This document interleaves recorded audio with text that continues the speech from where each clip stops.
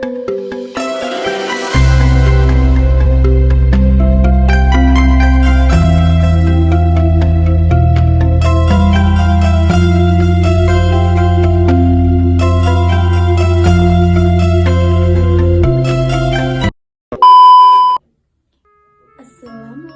warahmatullahi wabarakatuh.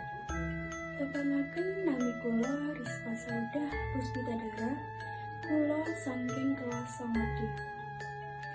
Wonten mriki kula ajeng masaken geguritan ingkang irah-irahan cita-citaku.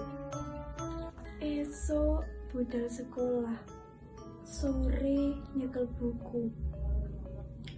Awan dak nggo turu, mung arep gayuh cita-citaku.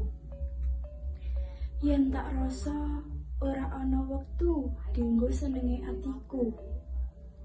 Aku sinau saben dina, tansah manut dawuhe wong tuaku, supaya aku dadi bocah pinter ing tembe bisa mujudake cita-citaku.